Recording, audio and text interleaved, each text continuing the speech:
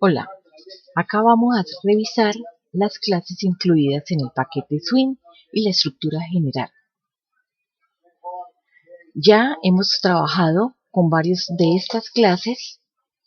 Recordemos que hacemos un import al Javax Swing y vamos a revisar la estructura general, cómo defino y qué atributos le puedo colocar a cada una de esas clases, qué métodos tienen en común, cómo puedo obtener datos y además vamos a revisar los temas de concatenación de cadenas de caracteres. La primera clase, que es JLabel, recuerden que es usada para mostrar un texto fijo o una imagen fija. Entonces ya hay dos términos, podemos utilizar texto o imagen. ¿Cómo se declara? Se llama, este es el tipo de dato que es JLabel, el nombre de la clase, y nombre es el nombre que yo le asigno a la variable. Cuando yo he declarado esta variable, entonces se construye el label. ¿Cómo se construye el label? Le puede ser con una imagen o con un texto. En este caso, le decimos nombre igual a new JLabel. Al no colocar nada entre los paréntesis, se está creando el label, pero no le estamos colocando texto. Lo que ya habíamos hecho en el programa de ejemplo era que nombre igual a new JLabel y entre paréntesis el texto. Entonces, este es el texto que se va a mostrar.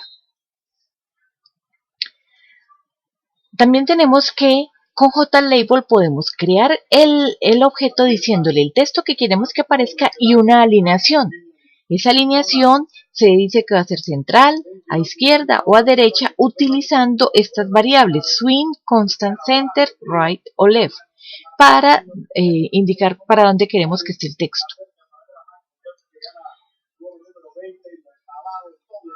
También podemos construir el label con una imagen. Fíjense que aquí estamos haciendo, dentro del paréntesis estamos llamando new image icon. Aquí estamos creando una clase del tipo image icon y aquí estamos dando el nombre del archivo. Recordemos que este nombre del archivo debe estar incluido en la carpeta donde estamos trabajando, o si no, aquí indicar toda la ruta completa donde está el archivo.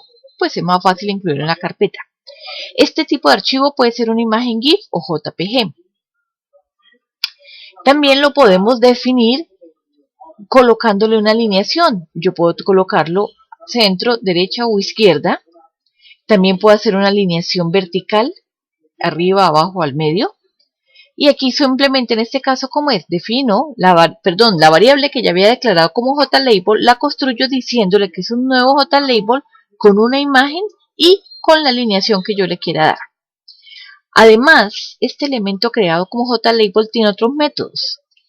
Por ejemplo, recuerden, mire, nombre punto quiere decir es la variable que creé del tipo JLabel. Con punto comienzo a llamar a los posibles métodos que tengan. En este caso, setText quiere decir que a esa variable label le vamos a colocar un texto entre paréntesis y entre comillas, y este es el texto que aparecerá en esa variable. O sea que lo puedo estar modificando en el proceso del programa. También le puedo decir un setIcon. Quiere decir que aquí le voy a asignar o le voy a cambiar la imagen que está declarada.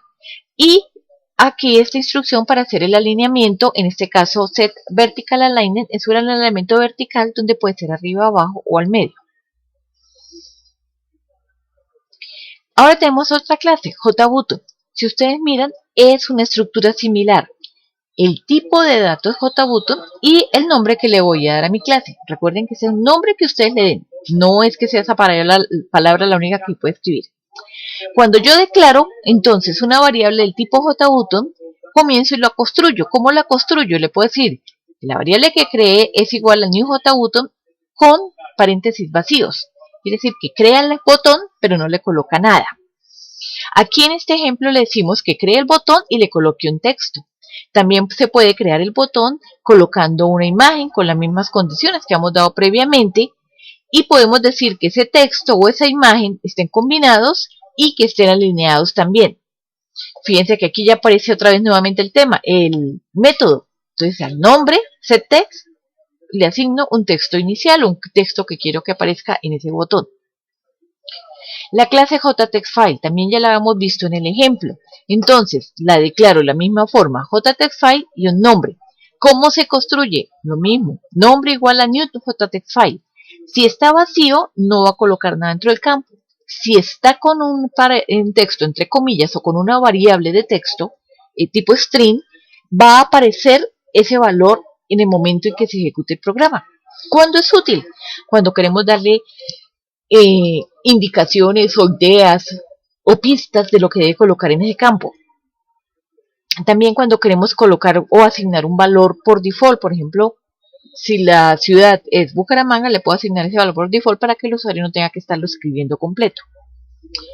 También los campos definidos como JTextFile le podemos utilizar estos métodos. Por ejemplo, aquí decimos nombre.getText. Este JTextFile me está diciendo que este es un campo de texto. Allá aparece una casilla donde voy a capturar un campo de texto. El contenido que digite el usuario en ese campo lo puedo guardar en una variable. En este caso, si es un campo de texto, esto va a ser un string y esta variable debe ser declarada de tipo string. En este ejemplo le digo nombre setTexto, quiere decir que a ese campo le puedo asignar un texto. Le puedo decir que si es editable o no, o sea, el usuario lo puede modificar o no. Y también le puedo dar la alineación de acuerdo con los parámetros indicados antes.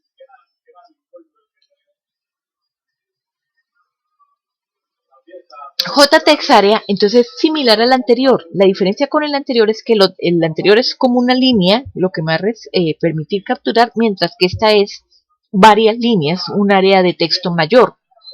Se crea de la misma forma, se declara con JTextArea el nombre y se construye diciéndole igual a new JTextArea o igual a new JTextArea y un texto que queremos que aparezca. En este caso, mira, ya podemos obtener la información que hay ahí. Entonces, getText me va a permitir obtener la información y que lo va a guardar en una variable. También el mismo método setText. Entonces ya le puedo colocar un texto en esa variable. Y el append hace una función similar al setText. ¿Cuál es la diferencia? setText le coloca el texto y borra lo que hubiera antes. El append deja lo que había y le coloca un poquito más, como si fuera una concatenación dentro de ese campo. También podemos utilizar el método setEditable, con verdadero o falso si podemos editar. Este JComboBox no lo hemos visto, entonces es una clase, fíjense que trabaja de la misma forma, JComboBox y un nombre, se construye sencillo, el nombre igual a new JComboBox. ¿Cuál es la diferencia? Que esto me permite crear una lista para selección, entonces, de alguno de los valores. Entonces yo lo que hago es, para la variable creada, .addItem. Cada ítem es un valor posible de la lista. Por ejemplo, si yo dijera género masculino o femenino, entonces tendría dos elementos, masculino, femenino. El primer elemento se coloca en el índice 0 y el segundo elemento se coloca en el índice 1. En este caso, en este método dice nombre.getSelectIndex. Esto me va a devolver un número, esta variable índice debe ser de tipo int, me va a devolver un número diciendo en qué sitio hizo el usuario la selección. Este tipo entonces, getSelectedItem, está tomando una variable que convierte tipo string y la va a guardar en una variable string. Entonces va a guardar información sobre el ítem seleccionado.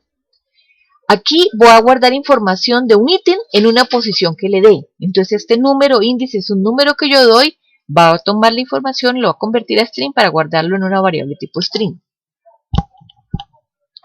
Y este último es para decirle, cuando inicia el programa, que yo quiero que me marque como si fuera la opción primera cierto índice.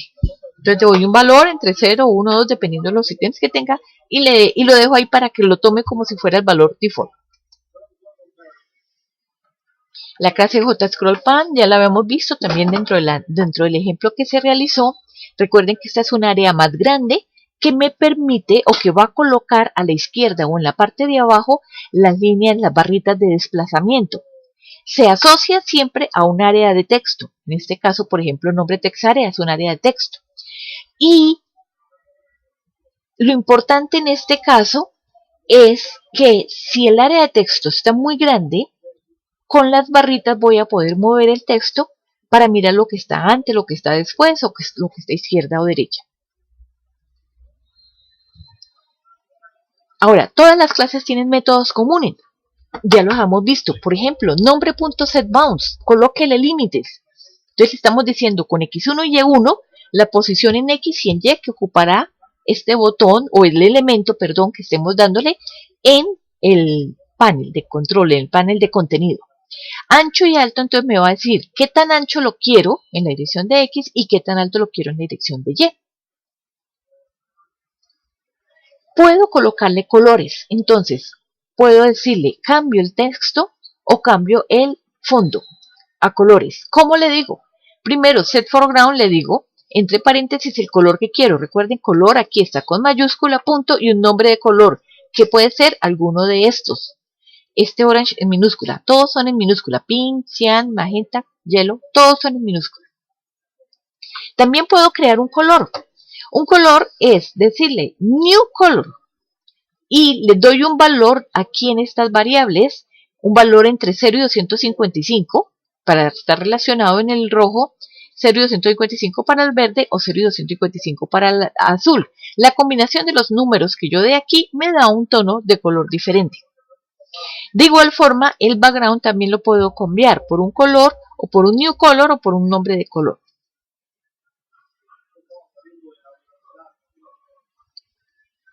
Ahora, también esos elementos, cualquiera de esos elementos se le pueden colocar atributos como ser visible, si lo quiero colocar visible para el usuario o no.